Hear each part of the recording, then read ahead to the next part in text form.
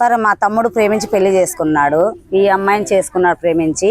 మీరు చేసుకున్న నుంచి మమ్మల్ని అయితే మనశ్శాంతిగా ఉండలేదు సార్. ఇండ్ల కాడికి వచ్చి వాళ్ళే కొట్టేది, దావుంటూ పోతే వాళ్ళే కొట్టేది. మేము పోయి కేసు పెడితే మమ్మల్ని లోపల పెడతారు కానీ వాళ్ళని అయితే ఏం చేయరు. మేము కేసు పేపర్లు ఇస్తే పక్కకు పడేస్తారు, మమ్మల్ని అయితే ఏం న్యాయం చేయరు. 3 రోజులు అయితే మా అమ్మని కొట్టినారు. ఒక వారం తర్వాత కొట్టిన తర్వాత మేమేమని అడిగినాము, పోయి ఇంటికాడి పోయి అడిగితే మళ్ళీ జరవరకు కొట్టినారు. వాళ్ళు హాస్పిటల్ పోయినాం, మేము హాస్పిటల్ పోయినాము. ఇంకేమో లేని ఇంతటితో ఊరిలో ఉన్నాము. మా హాస్పిటల్కి తోలుకోమంటే మా తమ్ముడిని స్టేషన్ కాడికి తెల్లారదాకా తోలుకోమంటే కట్టుకట్టిలే ఏం కట్టిలే, రక్తం కారిపోతుంది. స్టేషన్లో కూర్చోబెంటే నేను అటు నుంచి తోలుకొని వచ్చిన. హాస్పిటల్ పోయి కట్టించుకొని వద్దాం రండి సార్ అని తోలుకొని పోతే మనం దౌర్జన్యంగా తోలుకొని పోతున్నావు, నువ్వు స్టేషన్లో ఉండే వాళ్ళని తోలుకొని పోతున్నావు, ఏడు తోలుకుపోతావని మమ్మల్ని నానాకు మాట్లాడు. ఇంటికాడికి వచ్చి ఆడోళ్ళని కూడా లేకుండా బూట్ కాలితే ఇటు నుండి తనుకుంటే తీసుకొని పోతామంటారు సార్ కానిస్టేబుల్.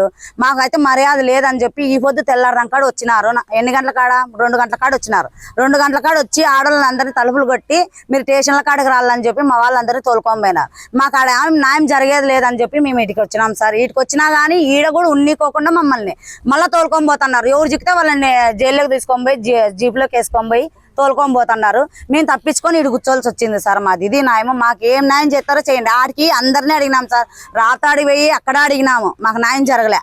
ఇక్కడికి వచ్చినాం. సిఐ గారు సార్ ఏం ఫోన్ చేసినట్టు చెప్పినాడు, మీకు వాళ్ళకి ఏం న్యాయం జరిగిందో అటు సీసీ కెమెరాలు ఉన్నాయంటే తీయండి అని చెప్పినాడు సార్. చెప్పినా కానీ వీళ్ళు ఏం పట్టించుకోలేదు సార్. కర్ణాక్ సార్కి ఫోన్ చేసి చెప్పినారు, సార్ ఇట్లా వాళ్ళకి ఏదో వచ్చినారు, వీటికి న్యాయం చేసి పంపిండి అన్నా కూడా ఏం చేయలేదు సార్. మమ్మల్ని అయితే ఎక్కడ బతకనివ్వకున్నారు.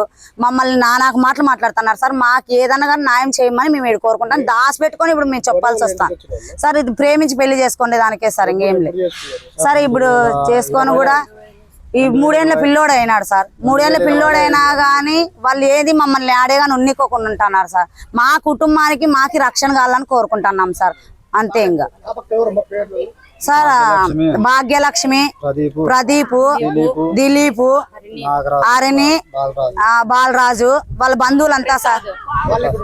వాళ్ళు బుక్రా సముద్రమే ఉండేది, బుక్రా సముద్రంలోనే ఉన్నారు. మాది ఇది సార్. ఇప్పుడు సార్ దగ్గర కలసాలన్నా కూడా మమ్మల్ని పంపించకుండా ఉన్నారు. నా పేరు రేఖారాణి సార్. బుక్రా సముద్రం మాది. నేను లవ్ మ్యారేజ్ చేసుకున్నాను. మా అమ్మ లవ్ మ్యారేజ్ చేసుకున్న వారంకే మా ఆయనలో నుంచి నన్ను విడగొట్టి ఎత్తుకొని పోయినారు. అప్పుడు కేసు పెట్టినాము. ఆ కేసు సార్ డిఎస్పి సార్ రాజీ గమ్మంటే రాజీ అయినాం 2 ఏళ్ళకి సార్.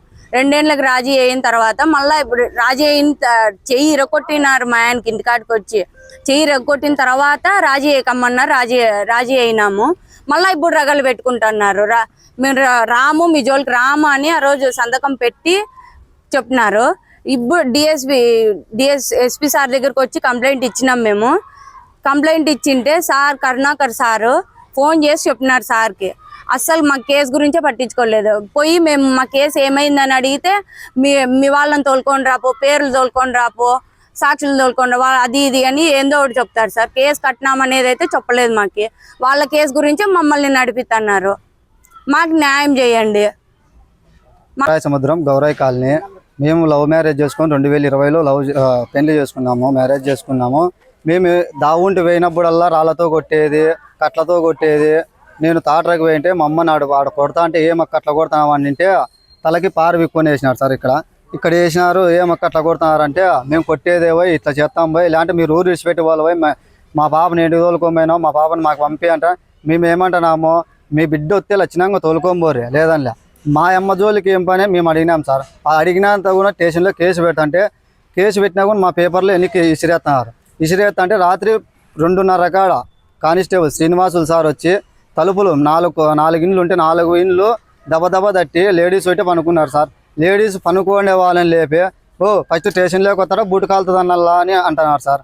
ఇది జరిగినాక మళ్ళీ 2వ తూరి మేము ఏం చేసినామంటే పెద్ద ఆసుపత్రి కాడికి వెంటే పెద్ద ఆసుపత్రిలో కొట్టేకొచ్చినారు. మమ్మల్ని ఆడ సీసీ కెమెరాలు తీయమన్నాం. ఆడ సీసీ కెమెరాలు తీయనిలా. మళ్ళీ 2వ తూరి ఇంటికాడికి వచ్చి చెయ్యిరికి దింగింటే మళ్ళీ కేసు పెట్టినాము. కేసు పేపర్లు కూడా వెనక్కి ఇచ్చేసినారు. మళ్ళీ 2వ తూరు జడ్జి సార్ దగ్గరికి పోతే రాజీ గారి అని అన్నారు. రాజీ అయినాం. వాళ్ళ జోలికి పోతున్నాక మిమ్మల్ని 3 ఎత్తుతామని అన్నారు. ప్రదీప్, దిలీప్, బాలరాజు, హరిని, భాగ్యలక్ష్మి, వాళ్ళ కుటుంబ సభ్యులు మంజులాను, ప్రసాద్ వాళ్ళ 7 మంది కలిసి మమ్మల్ని కొడుతున్నారు. ఏడా ఉన్నీలే మమ్మల్ని ఇప్పుడు అయ్యిండేది పెళ్లి అయింది 7వ తేదీ జరిగింది సార్. ఇది 7వ తేదీ 2వ నెల 7వ తేదీ జరిగింది. అప్పటి నుండి కేసు పెట్టిన వాళ్ళ నుండి మమ్మల్ని ఏందే కానీ పట్టించుకోలే. వాళ్ళనే పట్టించుకుంటున్నారు కానీ మమ్మల్ని దిన్నం స్టేషన్కి పిలుచుకొని వస్తారు. మీతో మీరు కూర్చోవాలి, పోయి మధ్యాహ్నం వరకు కూర్చోవాలి, మీరు మధ్యాహ్నం వరకు కూర్చొని ఉండాలి అవిదారి అని అంటారు. మళ్ళీ మధ్యాహ్నం వస్తే సాయంత్రం వరకు కూర్చోండి పోయి ఈడేను మీరు అంటారు. మళ్ళీ 2 రోజులు మేము పనికి పోతే తెచ్చుకొని తినాలా సార్. మేమేమే తెచ్చుకొని తినేవాళ్ళని ఇట్లా దిన్నం ఇట్లా టార్చర్ పెడితే మేము ఎక్కడ వాళ్ళ మాకు రక్షణ కలిగించడం లేదు. బుక్కరాయ సముద్రం పోలీసు వాళ్ళు మాకు రక్షణ లేకుండా వాళ్ళు డిఎస్పీ సార్ని కలిసి ఎస్పీ సార్ని కలిసి మేము వచ్చినాము. మాకు ఈడ రక్షణ లేకోకుండా ఒకరిని పిలుచుకొని పోతున్నారు అన్నమాట. ఇది సార్ జరిగిండేది.